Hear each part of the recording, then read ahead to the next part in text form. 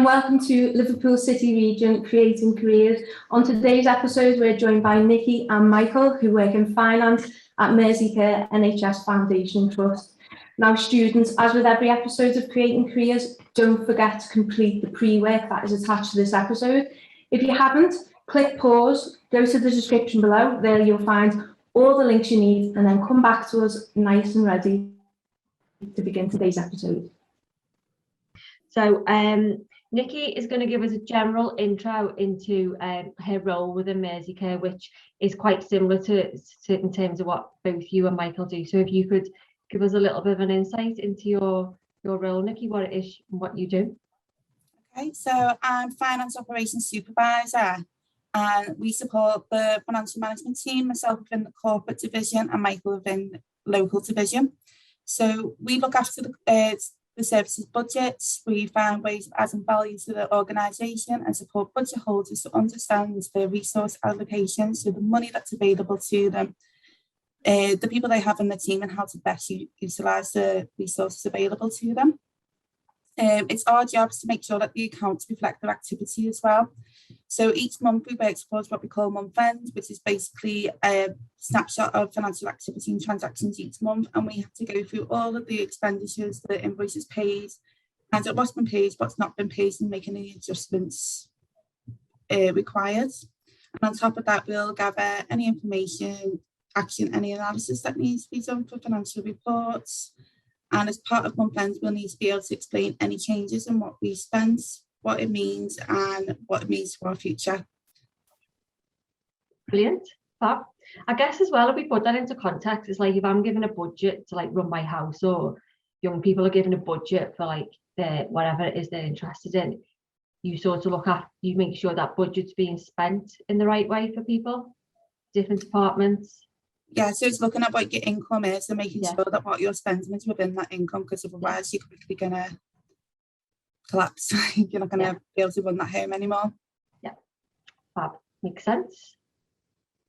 Real. So, Nikki, I'm interested in, you've given an overview of what the role is, but I'm interested in what the pros and cons of the job is. So what would you say is the thing you love most about your role, and what would you say is the biggest challenge that you face?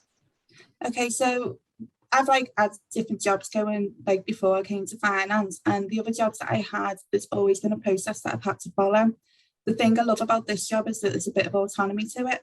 So generally speaking, somebody will come up with me with a question or a problem, and it's up to me how I figure out to find that answer or find a solution to that problem. And each day there's always something different. So it might be like there's an expenditure on this account and it's doubled the expenditures last year. So I'll have to do some analysis to find out what the reason is behind that. And there's no process to follow. So it's up to me to figure out that way. So every day when I'm taking on these tasks, I'm evolving, I'm developing. And there's always as I'm doing one job, I'll figure out a new way of doing something else a bit different, which is more efficient, more effective. So every day I come away with a really good sense of achievement.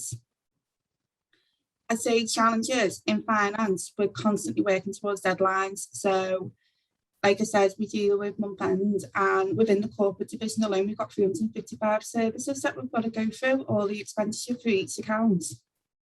And I've got to do that within a couple of days. So, but that's part of it's not a bad thing, the challenge. It's a great way, because I've got to figure out how to do that in the best way possible. And that's where I'm building up on my skills. And again, I'm just constantly developing, and every day I'm finishing with a sense of achievement that I've done the work that was allocated to me. And it's these skills and these challenges that I am adding onto my CV, and it's skills that I'm taking to the next jobs. Brilliant. Thanks, Nikki. Michael, keeping you waiting in the wing. So in terms of the skills needed for your job, I know there'll be many, but if we were to look, maybe we were to pick out a few essential skills that are needed to do your role, to do your job, what would you say they are? I'd say that the two most essential skills are probably timekeeping and attention to detail, right? Because every day we're working within deadlines. So, for example, this week has been month end, so we've only got a week to to do our work. So my manager's always giving me time frames for when like a piece of work has got to be in by. And during this, we were usually using like a lot of data and a lot of money as well. So your attention to detail has got to be like spot on, because if it's not, then it's easy to mess something up, and then it has a knock-on effect between everything else. And timekeeping, you know, that sort of drilled into young people in school and college anyway. So, and I guess that sort of drifts into every single workplace as well, doesn't it? Yeah, definitely. Thank you. So I'm going to be a bit nosy now and ask you both what you did at work yesterday. I think it'd be interesting for students to get a little bit of an idea of your day-to-day working life. So Nikki, if we'll start with you, and then Michael will go to you. Tell us about what you did yesterday or the last day you were in work. Okay, well, yesterday was actually a really nice varied day for me. So we were coming to the end of month end. So in the morning, I just had some final adjustments of what we needed to do to get ourselves into the financial position. And then I was answering any queries. So that's where it gets a bit interesting, that I've got to give the rationale behind any influx or declines in our expenditure or changes in our budget. And then once that was done, and I moved on to looking at some salary sacrifice schemes. So in Mersey Care, we do, for the staff, we do car leases or purchase of home electronics. So it's my job to go through each request and make sure it's affordable for that person. Because obviously you don't want someone to like getting a Tesla when they're on a band 2 wage or something like that, because they're quickly gonna. Sorry, just to explain to the students, so does that mean, say if they wanted a member of staff wanted a new car, they could actually get it through, it could be taken out of their wages automatically every month without them having to pay it themselves? Yeah, so they found the vehicle that they basically wanted to get, and they'd put that over like a 2-3 year plan. But when that request comes to us, we obviously compare what the expenses compared to what wages they get, and we want to make sure that they don't go below national minimum wage, because we want to make sure that they're getting something but still can afford the day-to-day lives and stuff like that. So it's a nice little job, and it keeps it interesting. And then I finished the day with a costing. So one of our service managers wants to put together a business case to expand her team. For her to have that business case, she needs to say that she requires these new staff, this new equipment, and how much that's going to cost her, from the startup cost to then an annual cost going forward, because she obviously needs the budget to support her in that. So it was a really nice day, yeah. Brilliant. And Michael? Yeah, this past week, as I said before, it's been month end, which is our like very busy week. So for the past week, I've been uploading like accruals and prepayments, and it's been going through to my manager, who like oversees all the like the budgets and that. So if she'll look over it, and she'll see if there's any like discrepancies or whatever, or if something doesn't look right. So yesterday, she's just sent me back like little jobs to do, just to adjust the amounts and just make sure it all balances off. Brilliant. Thank you. Interesting for both of you.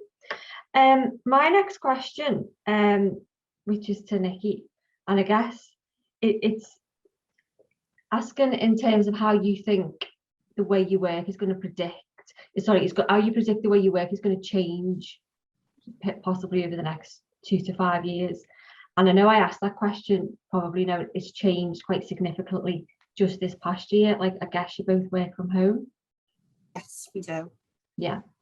That's been like a massive change to how we work, because it was in a flash, wasn't it, that we were one day working in the office and the next day we were working from home and trying to figure out how to communicate with one another. And going forward, we're going to be working from home. We've only like the odd days in work, so we're going to find new ways of communicating again and evolving into going from home work into going back into the office as well.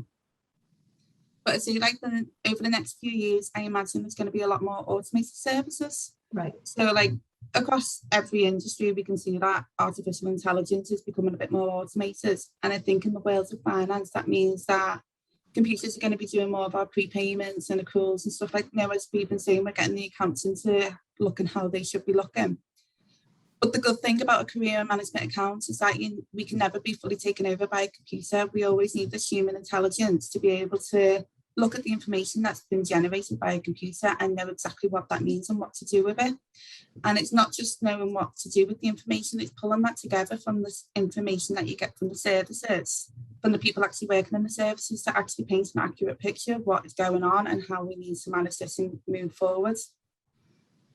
And I think as well with the NHS, as we're like a growing and aging population, is putting a lot of pressure on the funding that we've got. So never, more than ever, have our jobs been more important, because it's our job to ensure that we are able to enable the services to deliver safe and effective care for our patients within the funding that they have, driving value and making sure that every penny spent is spent wisely. Brilliant. Thank you, Nikki. I think it's that interesting as well, because when people like talk about automation and using a lot more artificial intelligence, people automatically think less jobs for people, but there's always jobs for those people still in the background, isn't it, to run that automation? Yeah. Yeah. Like, they're never going to be able to have, because again, we can develop the figures, but we can't decide what to do with them without our expertise. Absolutely. Yeah, we still need humans, basically. And can I just ask, before we move on to Leslie Ann's next question, how do you both feel about that transition to working from home? Is that your preference now? No. No. I think me and Michael are both keen to get back into work. Yeah.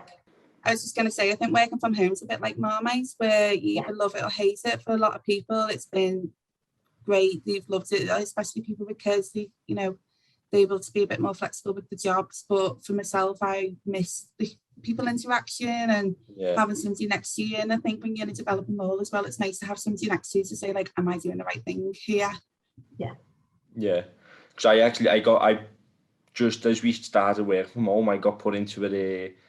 So I was working with Nikki when we were in the office, but then I got moved into local, like away from Nikki, just as we started doing a lot more accruals and that. And I'd done a few with Nikki, but these were like big ones. So, and I had to learn a whole new thing whilst working from home.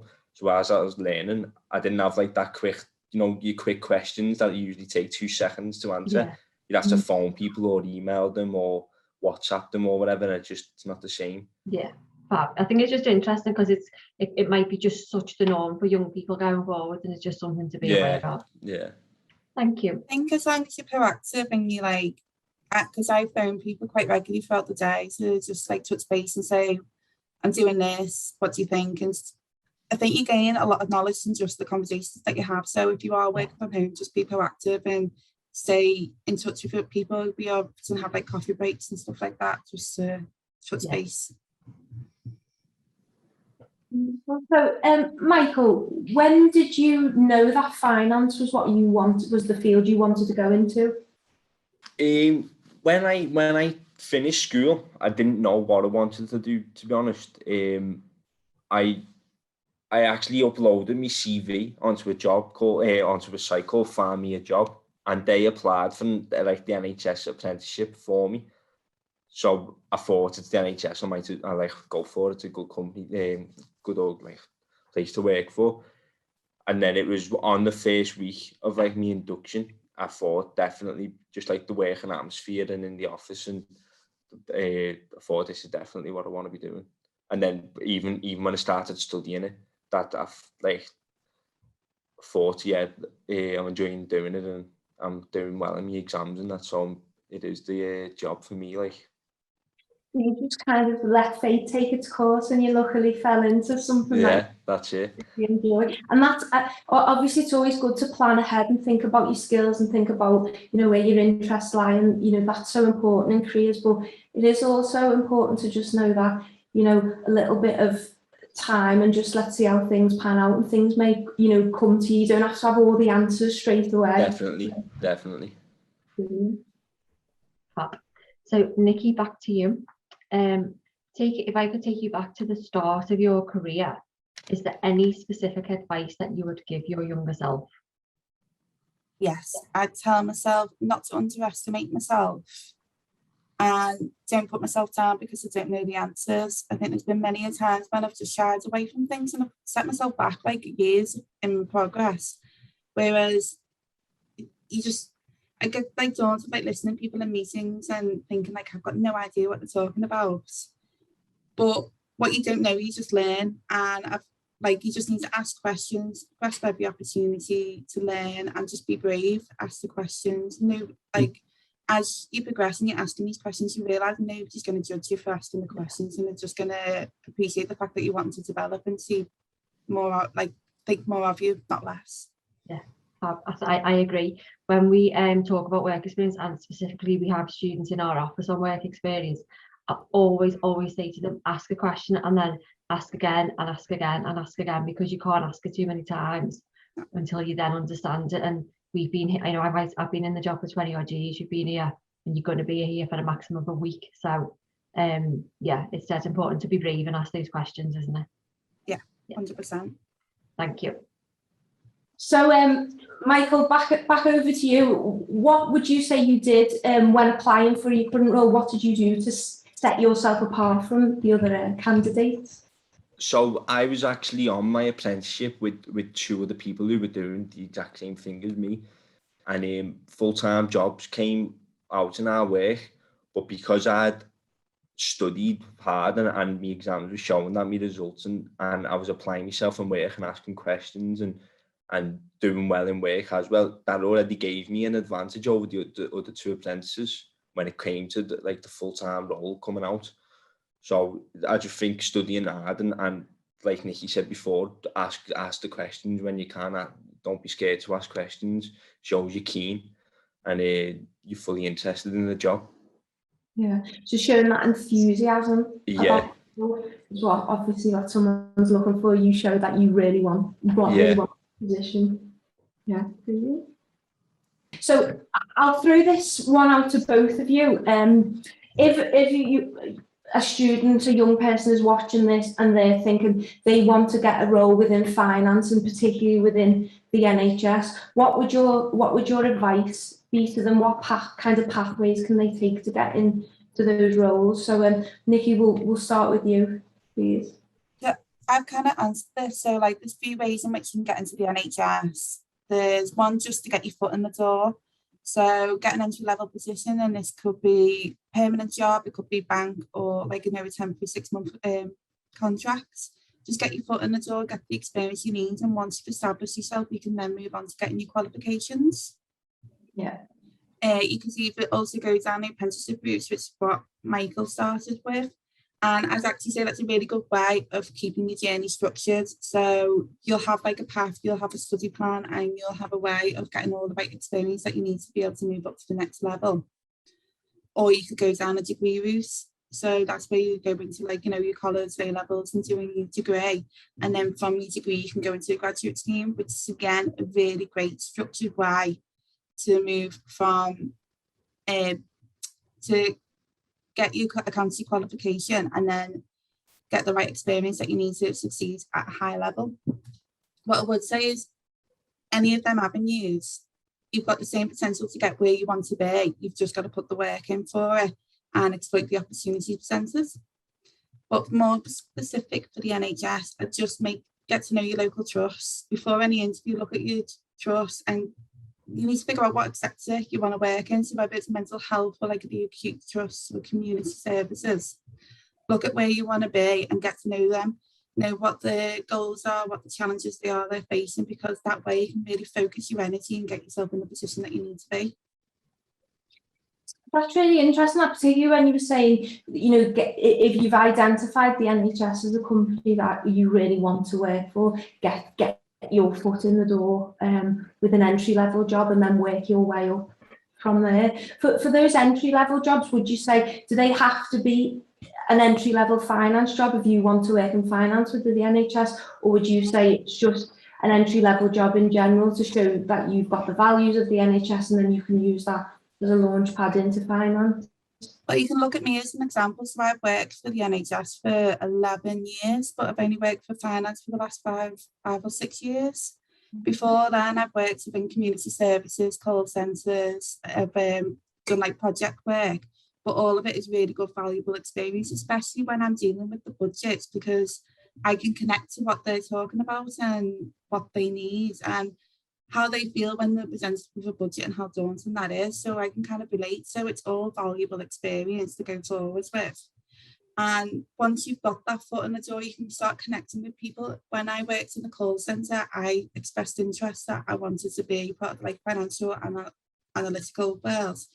So I expressed that in my PBR, and I was getting experience with them teams. So ideally, I'd say ideally you'd want to get an entry level in the finance department, but I wouldn't be afraid of going into another services and working your way into the team. The NHS is so good at development, so if you were working for one team but expressed an interest in working for another, they'll find a way of developing you in the right direction. So it is possible to say, I know I want to work in the NHS, I'm not quite sure which direction exactly I want to go in. You can get that entry level job and then sort of have a look at where your strengths are, where your interests are, and go down that path. Yeah, if you're not too sure, I think the best way to do it is get yourself in there and start networking, get to know the different managers, and from the managers you'll learn about, they'll know who works in different teams that can give you the right advice and give, information that you want to be able to make that decision. Brilliant. Mike, I know Nikki gave a pretty comprehensive answer then. It's always not fair to go second because they say all the good answers. But have you got anything to add to that?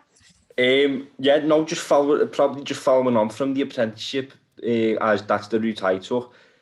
That's obviously I'm biased, but that's the route I would, if I had to do it again, I'd definitely take the apprenticeship route, because as Nikki said, they are so supportive with your development. So they encourage your studies. They give you study days to take off, and if you've got an exam coming up, they support with like funding of your exams. So and not only that, you're learning on the job. You learn, like, there's been countless times when I have been in college doing exams and I've known answers just from the job I'm doing, like the 4 days of the week. So I do think that's where an apprenticeship is very good. Like, Brilliant. A final question for you both. In terms so schools are really good now at linking careers into the curriculum, so young people learn a lot about careers, but could you pick out a couple, maybe 1 or 2 skills or knowledge that you gained in school that you still use today? IT skills and math skills are definitely the two main ones, I think, because obviously everything's computer based now, so we're always using different softwares and programs, and mainly Excel you used a lot. That's what all your templates are on and all that, so use them too. Brilliant. Nikki? I'd add on to that just like your personal and social skills. So we talk to so many different people, from like higher management to clinical staff, and it's important to know how to present yourself and deliver what you're saying in different ways to different people.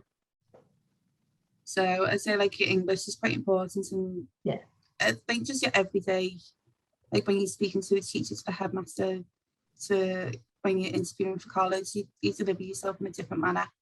Yeah. And it's knowing how to adapt yourself. But I would say for anyone that's watching, like if they felt like they were missing these like key skills or something like that, I would say not to stress, because like we say, we've got like the development, and between our processes and the qualification providers, we've got everything that you need to be able to progress to where you want to be. Yeah. Brilliant. And that's interesting from both your answers, in that yours are really subject specific, and then yours are like more holistic around your communication skills and your personal development, and they're both as important as each other, which is as important from a young person's perspective. Fabulous. Okay, Nikki, Michael, thank you so much for joining us today. I mean, I'm sure the students got a lot out of this session. Students, if you've got any extra questions around what you presented to you today, send them into careershub@growthplatform.org and we will get them answered for you. And don't forget to complete our Creating Careers roadmap. You can use that to evaluate and digest everything that you have learned during today's episode. The links for everything are in the description below. Our email address is also there, so you can find everything you need there. So thanks again for joining, and we will see you on the next episode of Creating Careers. Thank you.